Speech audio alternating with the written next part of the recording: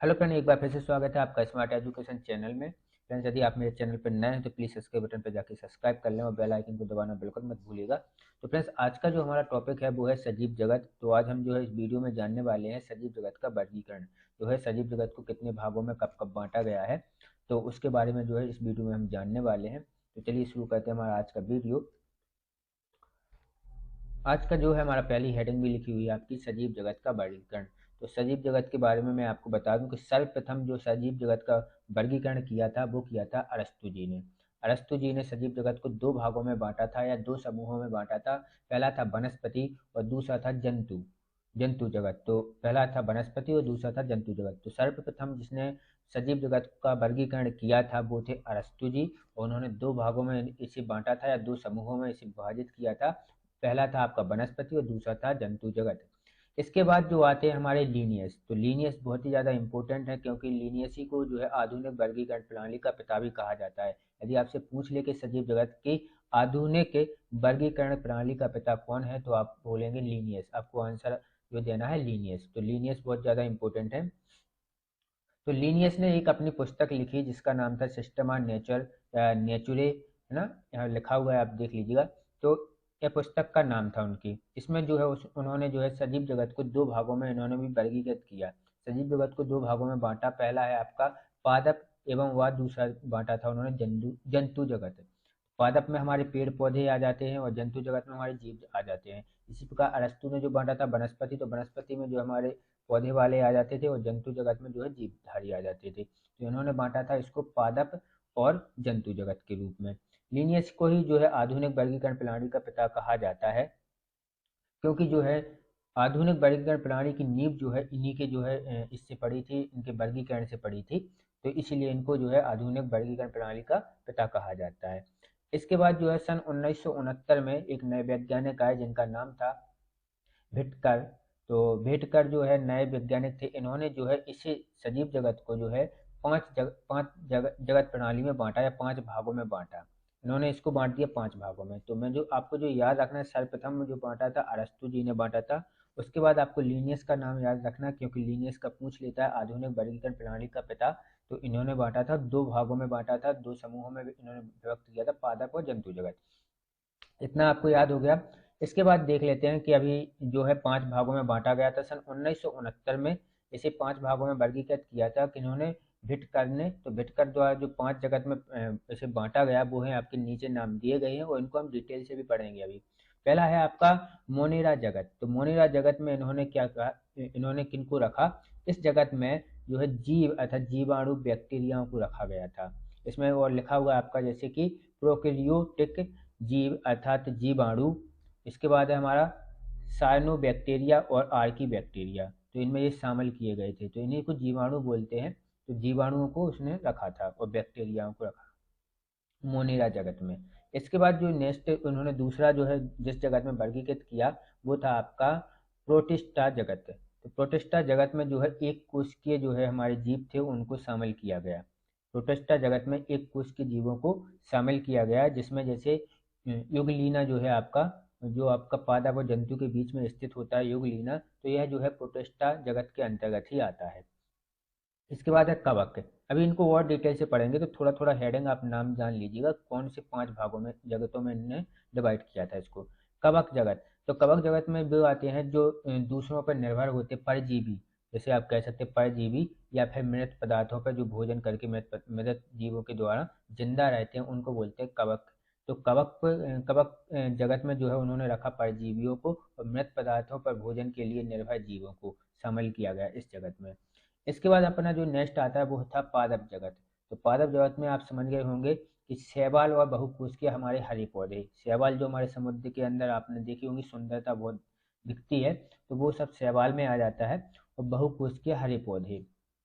इसके बाद आता है जंतु जगत। तो जंतु जगत में आप जानते हैं कि सारे जो जितने भी जीव जंतु हैं वो सब आ जाते हैं, बहुकोशिकीय जंतु शामिल होते हैं इसमें। तो इस इन पांच भागों में उन्होंने वर्गीकृत किया था। इसके बाद सन 1982 में जो हम भिटकर के जो पांच जगत पढ़ रहे थे, पांच जगत में भिटकर ने बांटा था, अभी हाल हमने पढ़े जो, तो उनको उनमें जो है संशोधन किया गया। उनमें उनके उन वर्गीकरण में जो है संशोधन किया गया दो वैज्ञानिकों द्वारा, जिनका नाम थे आपके मार्ग गुलियस एंड स्वार्टेज। तो ये दोनों द्वारा जो है, जो अभी तक हम विटकर के 5 जगत के बारे में पढ़ रहे थे, तो उनका जो है पुनः निरीक्षण किया गया। तो पुनः निरीक्षण करके जो उन्होंने बांटा, उसमें जो लिखा है तो मैं बता देता हूँ। इसमें एक बैक्टीरियोटिक और 4 यूकेरियोटिक जगत अर्थात प्रोटिस्टा, कवक, पादप जंतुओं को शामिल किया गया था। तो उन्होंने जो है इसमें वर्गीकरण करके इसमें यह सब जोड़ दिए। वर्तमान में इस वर्गीकरण प्रणाली को ही सर्वाधिक मान्यता प्राप्त है। तो वर्तमान में जो हम पढ़ रहे हैं, इसी जो है वर्गीकरण प्रणाली को पढ़ रहे हैं। लेकिन जो आपका नाम पूछा जाता है वो लिनियस का पूछा जाता है। विटकर का भी पूछ लेता है कि 5 जगत में किसने बांटा था सर्वप्रथम, तो विटकर ने बांटा था सन 1969 में। और उसके बाद जो है इसमें सन 1982 में फिर से पुनः संशोधन किया गया। इसके बाद हम देख लेते हैं जो हमारा पहला था, विटकर ने जो बांटे थे मोनेरा जगत। तो मोनेरा जगत को यहाँ पे बोलते हैं हम प्रोकैरियोटिक, इसको प्रोकैरियोटिक भी बोलते हैं या मोनेरा जगत। तो इसे पुनः आर्की बैक्टीरिया और यू बैक्टीरिया में बांटा जाता है, जिसमें से आर्की बैक्टीरिया अधिक प्राचीन है। इसे जो है दो भागों में बांटा गया है, आर्की बैक्टीरिया और यू बैक्टीरिया। जब हमने मोनेरा जगत पढ़ा था तो उसमें तो लिखे भी हुए थे ये दोनों। तो इसमें जो है आर्की बैक्टीरिया जो है पुराना है, सबसे प्राचीन है वो है आर्की बैक्टीरिया। ए नंबर की हेडिंग आर्की बैक्टीरिया। तो आर्की बैक्टीरिया कौन कहलाते हैं, किनको इसमें रखा गया है, तो वह बैक्टीरिया या इसके अधिकांश जो बैक्टीरिया होते हैं यह स्वपोषी होते हैं। आप कह सकते हैं यह अपना भोजन स्वयं बनाते हैं, तो यह स्वपोषी होते हैं। यह अपनी ऊर्जा या चयापचय की क्रिया के द्वारा जो अपनी ऊर्जा प्राप्त करते हैं, वह कहते हैं वह रासायनिक ऊर्जा के स्रोत, रासायनिक ऊर्जा के जो स्रोत हैं जैसे कि ammonia, methane, hydrogen sulphide gas के ऑक्सीकरण से प्राप्त करते हैं। जब अमोनिया का ऑक्सीकरण हो, मीथेन का ऑक्सीकरण हो, हाइड्रोजन सल्फाइड गैस का ऑक्सीकरण हो, तो इससे जो है वह अपनी ऊर्जा प्राप्त करते हैं। इन बैक्टीरियाओं को जो है 3 भागों में बांटा गया है। वह यह जो है यह जो है इन गैसों की उपस्थिति में स्वयं का अमीनो अम्ल बना लेते हैं, स्वयं का अमीनो अम्ल बना पाते हैं। और इन्हें 3 भागों में बांटा गया, 3 भागों में।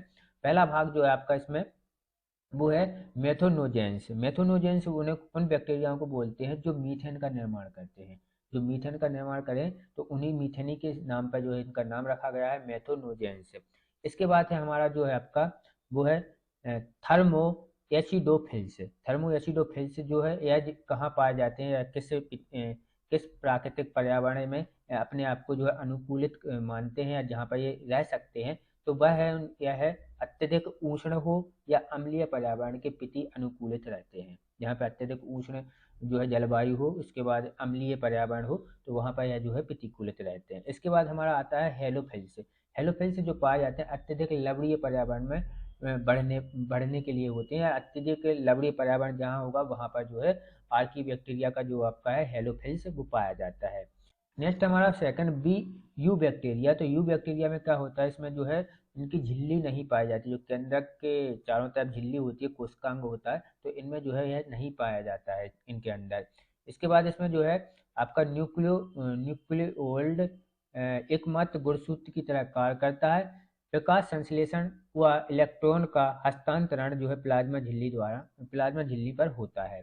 तो यह जो है आपके यू बैक्टीरिया होते हैं। तो आर्की बैक्टीरिया और यू बैक्टीरिया। इसके बाद जो है मैं देखता हूँ अपना जो नेक्स्ट आपका है वो है प्रोटेस्टा जगत। तो अभी हम अपना पढ़ रहे थे मोनेरा जगत, इसके बाद है प्रोटेस्टा जगत। तो इसके बारे में जान लेते हैं। यहाँ पे आपको एक फिगर दिया गया है। तो प्रोटेस्टा जगत, इसमें विभिन्न प्रकार के एक कोशिकीय यूकेरियोटिक जीव और एक कोशिकीय शैवाल या आप कह सकते हैं प्रोटोजोआ और एक कोशिकीय कवक शामिल होते हैं। इसमें जितने भी जीव होंगे वो सब एक कोशिकीय होंगे, जिनकी एक कोशिका होती है। तो एक कोशिकीय यूकेरियोटिक जीव जैसे कि हमारे हैं एक कोशिकीय शैवाल, प्रोटोजोआ और एक कोशिकीय कवक, तो यह सब इसमें शामिल होते हैं। ये स्वपोषी होते हैं, मतलब यह अपना स्वयं का भोजन स्वयं बनाते हैं। इसके बाद है एक कोशिकीय कवक क्लोरेला युगलीना, और इसमें है आपका टेपेनोसोमा नींद की बीमारी का कारण बनते हैं। जो यह आपने देखा एक कोशिकीय कवक जो आपको नाम दिए गए हैं जैसे कि क्वेलेरा युगलीना, और इसके बाद है ट्रेपेनोसोमा नींद की बीमारी का कारण बनते हैं। प्लाज्मोडियम अमीबा और आपका है पैरामीडियम इसके बाद आदि ये जो है या इसके उदाहरण हैं, तो यह जो नाम दिए गए हैं बाकी, तो यह इसके उदाहरणों के नाम दिए गए हैं। एक उसके कवक, या आप कह सकते हैं प्रोटेस्टा जगत के जो आपके जीव इसमें रखे गए हैं। प्रोटेस्टा जगत में सजीव जगत को वर्गीकृत किया गया है, तो सजीव जगत से जिनको लिया गया है वो आपके इसमें दिए गए हैं, तो वो आपके नाम इस पे 3rd नंबर पर दिए गए हैं। इसके बाद ये स्वपोषी होते हैं, या आप समझ गए हैं। इसमें सारे जो जीव होते हैं वो एक कोश के होते हैं प्रोटोस्टा जगत में। इसके बाद आता है कवक जगत। तो इसमें वे पौधे शामिल हैं जो प्रकाश संश्लेषण द्वारा अपना भोजन स्वयं तैयार नहीं कर पाते हैं। तो अभी हमने जब पढ़ा था कि इसमें वो जो है मृत जीवियों पर परपोषियों को रखा गया है जो दूसरों पर निर्भर होते हैं, या मृत मृत जीवियों को रखा गया है, तो इसके अंदर कवक जगत के अंदर। तो इनमें वे पौधे शामिल होते हैं जो प्रकाश संश्लेषण क्रिया द्वारा अपना भोजन स्वयं नहीं बना पाते हैं, तो यह स्वपोषी नहीं होते हैं। ये परपोषी और यूकेरियोटिक होते हैं। परपोषी और यूकेरियोटिक होते हैं। कुछ कवक परजीवी होते हैं और जिस पौधे पर रहते हैं उसी से अपने के लिए पोषण प्राप्त करते हैं, जैसे अमरबेल है। इसके बाद कुछ कवक जैसे पेसिलियम अपघटक होते हैं और मृत पदार्थों से पोषक तत्व प्राप्त करते हैं। तो ये अपघटक भी कहलाते हैं, जो मृत पदार्थों से जो है भोजन प्राप्त करते हैं उनको अपघटक भी कहते हैं, क्योंकि वो उसको सड़ाने गलाने का काम करते हैं, तो उनको अपघटक भी कहा जाता है। इनमें भोजन को ग्लाइकोजन के रूप में संचित किया जाता है। नेक्स्ट आपको कवकों के उदाहरण में अगर देखा जाए तो ईस्ट, मशरूम, दीमक आदि हैं। तो ये हमारे जो है कवक हैं, ईस्ट, मशरूम, दीमक आदि, और आपकी अमरबेल।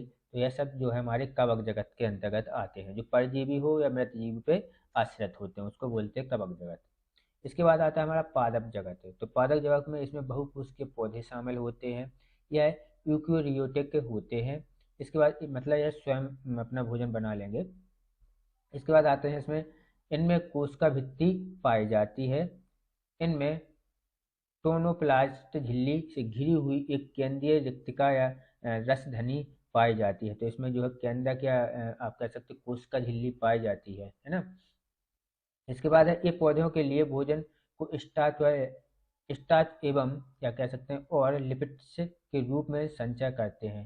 तो पौधों के लिए जो भोजन है स्टार्च के रूप में जो है संचित करते हैं, लिपिड्स के रूप में संचित करते हैं।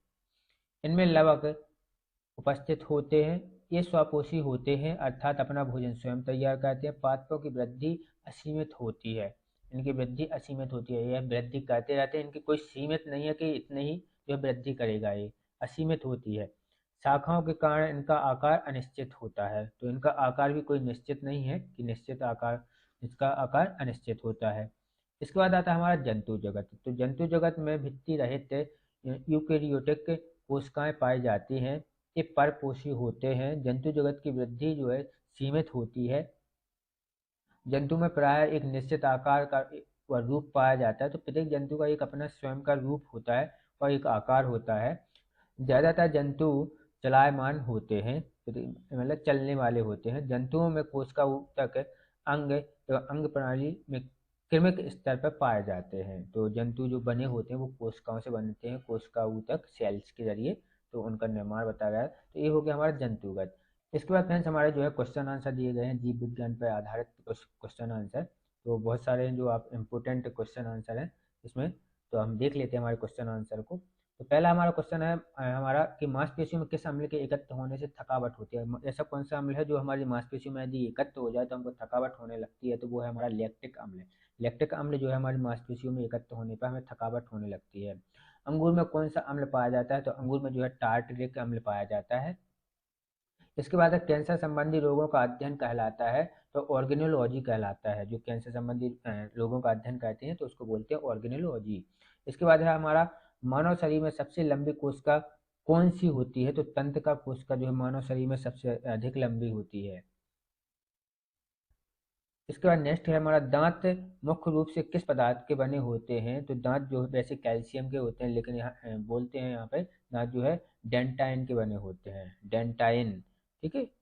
इसके बाद नेक्स्ट हमारा है किस जंतु की आकृति पैर की चप्पल के समान होती है, तो जो जैसे पैर की हमारे पैर की चप्पल होती है, किस जंतु की आकृति ऐसी होती है, तो वो होती है पैरामीडिसियम की। तो पैरामीडिसियम की आकृति जो है हमारी पैर की चप्पल की आकृति के समान होती है। केंचुए की कितनी आंखें होती हैं? तो केंचुए की आंखें नहीं होती हैं, एक भी आंख नहीं होती है केंचुए की। इसके बाद नेक्स्ट क्वेश्चन देख लेते हैं। मानव का मस्तिष्क लगभग कितने ग्राम का होता है? तो लगभग 1350 ग्राम का होता है, 1350 ग्राम का जो मानव का मस्तिष्क का वजन होता है। रक्त में पाई जाने वाली धातु जो है, रक्त में लोहा पाया जाता है, आयरन पाया जाता है। किण्वन का उदाहरण है तो दूध का खट्टा होना, और खाने की ब्रेड का बनना, एंड हमारा आता है गीले आटे का खट्टा होना। तो ये सब जो है आपका किण्वन का उदाहरण है। तो जो पूछ ले कि किण्वन के उदाहरण या इसमें, तो दूध का खट्टा होना, खाने की ब्रेड का बनना, और गीले आटे का भी खट्टा हो जाना, या जो है किण्वन का उदाहरण है। निम्न में से कौन सा आहार मानव शरीर में नए ऊतकों की वृद्धि के लिए पोषक तत्व प्रदान करता है? तो पनीर। पनीर जो है नए ऊतकों की वृद्धि के लिए पोषक तत्वों को प्रदान करता है हमें, या आप कह सकते हैं प्रोटीन जो है हमको देता है, पनीर से भी प्रोटीन मिल जाता है। जैसे क्योंकि हमारे शरीर की वृद्धि के लिए किसकी जरूरत होती है? प्रोटीन की। इसके बाद है निम्न में से कौन सा उड़ने वाली छिपकली है? तो ड्रैको जो है उड़ने वाली छिपकली, आप कह सकते हो इसको ड्रैको। घोंसला बनाने वाला एकमात्र सांप कौन सा है? तो किंग कोबरा जो है घोंसला बनाता है। किंग कोबरा सांप जो है एकमात्र ऐसा सांप है जो घोंसला बनाता है, फिर उसमें अंडे देता है। बाद में पाई जाने वाली सबसे बड़ी मछली कौन सी है? तो हेल शार्क जो है हमारे यहाँ जो है सबसे बड़ी मछली पाई जाती है, हेल शार्क। देसी घी में से सुगंध क्यों आती है? तो देसी घी में से सुगंध आने का कारण वो है हमारा डाई एसिटिल के कारण जो है देसी घी में सुगंध आती है। इसके बाद नेक्स्ट हमारा इंद्रधनुष में किस रंग का विक्षेपण अधिक होता है? तो लाल रंग का जो है विक्षेपण अधिक होता है। नेक्स्ट आपका टेलीविजन का आविष्कार किसने किया था? तो टेलीविजन का आविष्कार किया था जे एल बेयर्ड ने। जे एल बेयर्ड ने। नेक्स्ट आपका हीरा चमकदार क्यों दिखाई देता है? तो सामूहिक आंतरिक परावर्तन के कारण जो है हीरा हमें चमकदार दिखाई देता है। मतलब उसके अंदर यदि कोई सूर्य की रोशनी की किरण जाती है तो वो जो है उसके अंदर ही परावर्तित होती रहती है, इधर से उधर टकराएगी, उधर से इधर। इस वजह से जो है हीरा हमको चमकदार दिखाई देता है। गोबर गैस के मुख्य रूप से क्या पाया जाता है? तो मीथेन गैस जो है गोबर गैस में पाई जाती है, मीथेन। दूध की शुद्धता का मापन किस यंत्र से किया जाता है? तो लैक्टोमीटर से। यह तो जो है कई बार कॉम्पिटिशन एग्जाम में पूछा भी गया है, लैक्टोमीटर। पृथ्वी पर सबसे अधिक मात्रा में पाया जाने वाला धातु तत्व कौन सा है? तो एल्यूमिनियम। पृथ्वी पर सबसे अधिक मात्रा में पाया जाने वाला धातु तत्व कौन सा है? एल्यूमिनियम। लोहा मत लगा देना आप लोग। इसके बाद नेक्स्ट है आपका मोती मुख्य रूप से किस पदार्थ का बना होता है? तो मोती जो मुख्य रूप से जो है कैल्शियम कार्बोनेट का बना होता है। या जो सीप जो होती हैं, सीप द्वारा यदि उसमें कुछ उसको अड़े या कंकड़ डाल लेते हैं तो उसको वो सीप आप कह सकते हैं चुभता है, तो उसके लिए जो है उस पर एक वो अपना ही कोई कैल्शियम कार्बोनेट की लार टाइप की चढ़ाती जाती है, जो जमते हुए एक मोती का रूप ले लेती है। मानव शरीर में सबसे अधिक मात्रा में कौन सा तत्व पाया जाता है? तो ऑक्सीजन। इसके बाद है नेक्स्ट आपका प्रश्न, किस प्रकार के ऊतक शरीर के सुरक्षा कवच का कार्य करते हैं? तो एपिथेलियम ऊतक जो है हमारी शरीर की सुरक्षा के कवच की तरह कार्य करते हैं। मनुष्य में सर्वाधिक किस जंतु को अपना पालतू बनाया है? तो कुत्ते को। ऊर्जा रूपांतरण में किसके द्वारा प्रकाश संश्लेषण की क्रिया संपादित होती है? तो प्रकाश से रासायनिक ऊर्जा में जो है यह परिवर्तित होती है। तो ऊर्जा रूपांतरण उसने पूछा है, तो प्रकाश से किसमें बदलता है? रासायनिक ऊर्जा में। इसके बाद प्रकाश संश्लेषण में हरे पौधे द्वारा कौन सी गैस छोड़ी जाती है? तो ऑक्सीजन। प्रकाश संश्लेषण की क्रिया में जो गैस छोड़ी जाती है वो ऑक्सीजन। इसलिए जो है पौधे दिन के समय में हमें ऑक्सीजन प्रदान करते हैं और रात के समय में कार्बन डाइऑक्साइड छोड़ते हैं। नेक्स्ट आपका प्रश्न, किस पादप हार्मोन्स के छिड़काव से अनिषेक फल प्राप्त किए जा सकते हैं? तो वो है आपका ऑक्सिन में। ऑक्सिन में जो है अनिषेक फल प्राप्त किए जा सकते हैं हमारे। नेक्स्ट हमारा क्वेश्चन जो है, प्रकाशानुवर्ती संचलन किसके द्वारा नियंत्रित किया जाता है? तो वो किया जाता है हमारा ऑक्सिन के द्वारा। ऑक्सिन के द्वारा जो है प्रकाशानुवर्ती जो है संचलन किया जाता है। इसके बाद पादप वृद्धि अनुमापन के साथ किस भारतीय वैज्ञानिक का नाम जुड़ा हुआ है? तो वो है हमारे जेसी बोस के जो है नाम जुड़ा हुआ है पादप वृद्धि अनुमापन में। जिन भारतीय वैज्ञानिक का नाम जुड़ा हुआ है वह है जेसी बोस। इसके बाद नेक्स्ट आपका पेड़ों की पत्तियों में पाया जाने वाला हरा पदार्थ क्या कहलाता है? तो क्लोरोफिल होता है, जो जिसके कारण जो है पेड़ की पौधे की पत्तियां जो है हमको हरी दिखाई देती है, तो क्लोरोफिल बोलते हैं इसको। किस पेड़ को अपनी वृद्धि के लिए सर्वाधिक मात्रा में जल की आवश्यकता होती है? तो यूकेलिप्टस का जो पेड़ होता है, इसको वृद्धि के लिए सर्वाधिक जल की आवश्यकता होती है। इसलिए इन पौधों को लगाया नहीं जाता, क्योंकि यह जमीन की बहुत अंदर तक अपनी जड़ों को ले जाते हैं और उससे जो है जल को सोख लेते हैं। तो जहाँ पर जल की कमी हो, वहाँ पर जो है यूकेलिप्टस के जो पेड़ हैं उनको काट दिया जाता है, उनको नहीं लगाया जाता है। इसके बाद नेक्स्ट है आपका जो है वो है पादप रोगों का सबसे उत्तरदायी कारक कौन सा है? तो फफूंदी है। जो है पादप रोगों का सबसे उत्तरदायी कारण कौन सा है? फफूंदी। हरित वाली रोग किस फसल से संबंधित है? तो बाजरा से है। हरित वाली रोग जो है बाजरा से संबंधित है। टिक्का रोग किस फसल से संबंधित है? मूंगफली से। तो ये रोग पूछ लेता है आपको मैं ध्यान से बता दूं कि ये जो रोग हैं हमारी फसल से संबंधित, इनको पूछ लेता है, तो इनको याद रखना है आपको। टिक्का रोग जो है मूंगफली से संबंधित है। इसका हरित बाली रोग जो है आपकी बाजरा से संबंधित है। इसके साथ फ्रेंड्स जो है हमारा आज का वीडियो खत्म होता है। यदि आपको वीडियो पसंद आई हो तो प्लीज़ लाइक एवं कमेंट कीजिएगा। नोट्स जो है आपको उपलब्ध हो जाएंगे। और यदि आप मेरे चैनल पर नए हैं तो प्लीज़ सब्सक्राइब बटन पर जाके सब्सक्राइब कर लें। Thanks for watching my video friends.